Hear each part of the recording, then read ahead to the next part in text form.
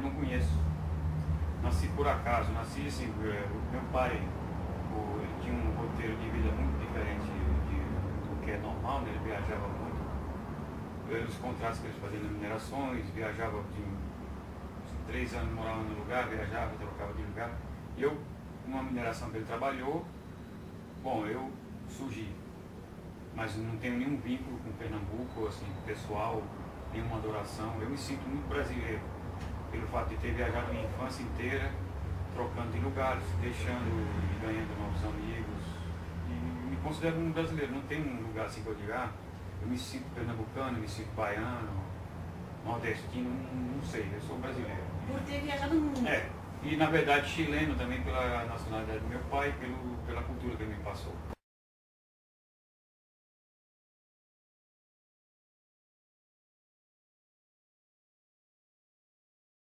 Se eu te perguntar assim, uma data que você começou a pintar e você falou assim, isso eu quero... Tem 2 datas marcantes. Uma eu me lembro como se fosse hoje, quando eu peguei pela primeira vez num caderno de desenho. Isso eu tinha 4 anos de idade. Eu me lembro até hoje o que eu desenhei, o que eu rabisquei, mas foi uma cópia, né, que a professora estava fazendo na lousa, no quadro negro, e eu não me esqueci nunca mais. Daquele momento que eu consegui copiar aquilo que estava no quadro, você falou, eu entendo disso. Eu não parei mais de desenhar, isso com 4 anos de idade. Então, eu não tinha, era vocação mesmo, coisa de...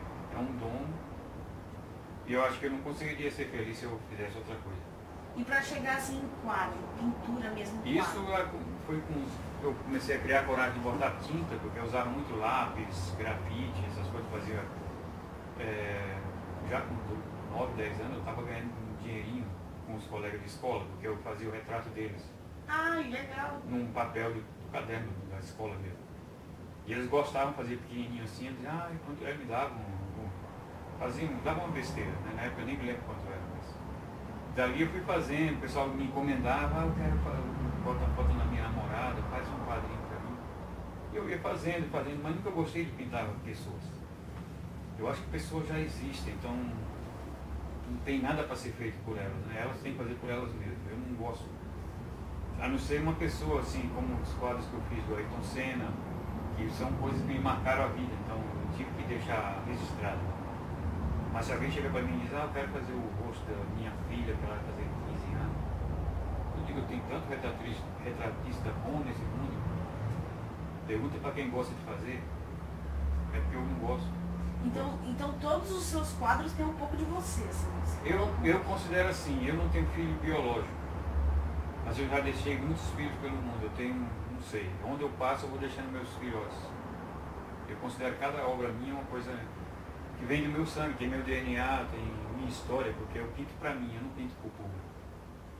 Essa é a minha diferença, talvez.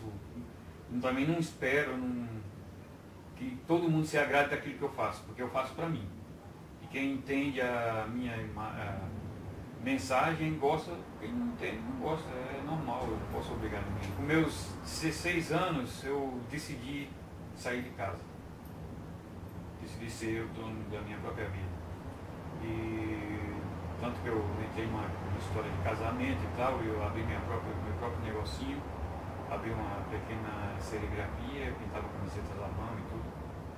E dali eu não parei mais, fazendo minhas telas, por sinal horríveis, muito feias, assim, que eu não tinha ainda, como é que chama?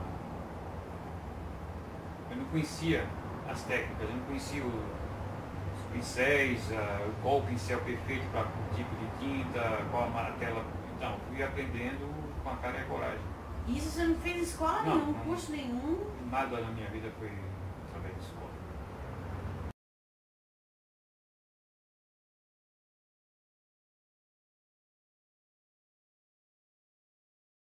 Tem que fazer o que ama, aí sai bonito, sai com mais coração. Quando você faz uma coisa só pelo dinheiro, não tem valor para mim, nenhum. Tanto como eu falei com minha esposa há pouco tempo, um quadro meu de 2 metros por 1, que eu coloco um preço de 10 mil reais, e tem um outro quadro de 80 por 80 centímetros, eu posso vender ele a 20. mas o quadro é pequeno, assim, é mais caro que o outro. Não, não é pelo tamanho, não é pelo que... É pelo que eu estou sentindo.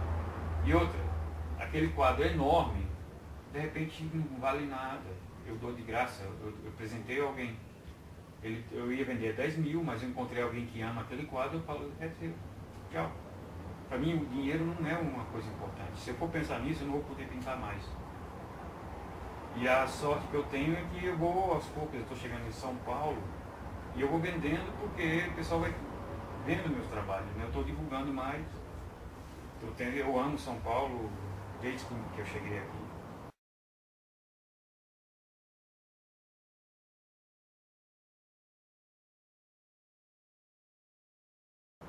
E quais foram os lugares que você já foi? Assim, No mundo? É. Bom, eu saí com meus 22 anos, 23 anos. Fui para a Europa, a Alemanha em primeiro lugar. Fui para ficar mesmo, fiquei 3 anos e meio. Dei uma volta rapidinha para o Brasil, só para ver minha família durante um mês. Depois voltei, fiquei um total de 17 anos na Europa. Itália, Florença, maravilhosa Toscana, onde eu aprendi aquarela. E até hoje eu pinto, eu adoro aquarela. Lá você aprendeu aquarela? Eu aprendi aquarela assim, na rua, na raça. Porque eu vi, mesmo como sobrevivência, né? Porque eu cheguei, eu só pintava telas grandes. E as pessoas, os turistas, por exemplo, eles não compram telas grandes porque não tem como levar. Então eu vi que era vários locais, tinha vários aquarelistas, eu comecei a olhar alguns, conheci alguns, e eles foram me dando dicas assim, de como eu devo apresentar o trabalho, fazer passo para tudo e tal.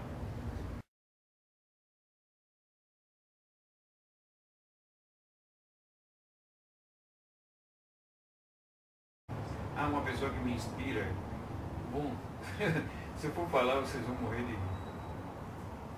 Quem me inspirou muito na Amazônia se chama Heitor Villa-Lobos. Eu fui criado assim, diante da televisão, meu pai me forçava a ver duas coisas. Uma era balé clássico, né? Eu, na infância eu tinha um ódio terrível disso. E Amaral Neto, o repórter, que falava muito da Amazônia, e isso marcou na minha cabeça que a introdução do programa da Amaral Neto, o repórter, era uma música de Villa-Lobos, as plaquianas brasileiras. Me arrepiou, só em pensar. Eu tenho uma sensibilidade muito grande com música, principalmente música clássica, e sempre que eu estou pintando a Amazônia, né, retratando alguma coisa da Amazônia, eu tenho a música na minha cabeça. Né, a área mais famosa dele também, tem caipira, tudo isso eu estou pintando.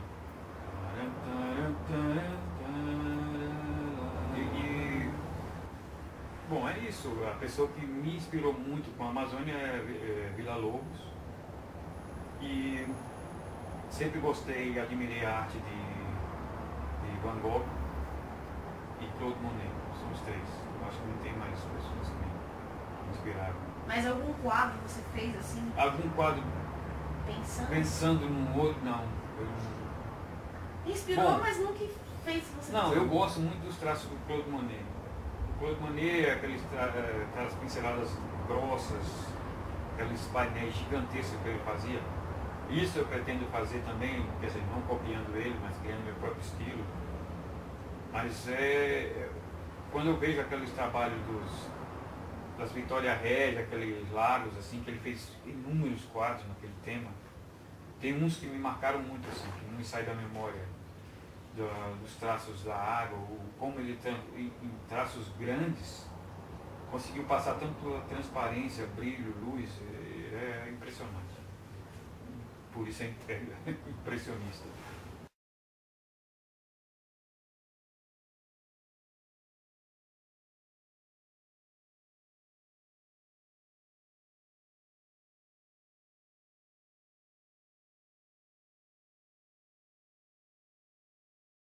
Um resumo desse quadro, dessa parte só. Dessa parte? Bom, eu já tinha falado antes, né, sobre a questão da crítica, né, do semblante do índio, né, do Xingu, olhando para para o que ele tem hoje. E aqui está o amanhã, que é incerteza, insegurança. E é mais isso aí, esse recado que eu queria dar, né? Das coisas que você viu. Uhum. E principalmente você vê a harmonia entre o que eu estava falando antes do índio com o animal. Porque os dois são iguais. Então eles não têm um ódio nem raiva do outro. Se um matar o outro, é pela sobrevivência, não é por ódio. Ninguém na natureza mata por ódio.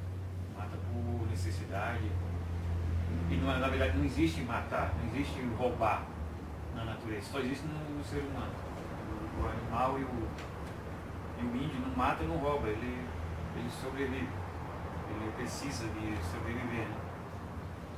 A evolução das espécies. E tem um detalhe nesse quadro que muita gente chama atenção, é o garimpeiro.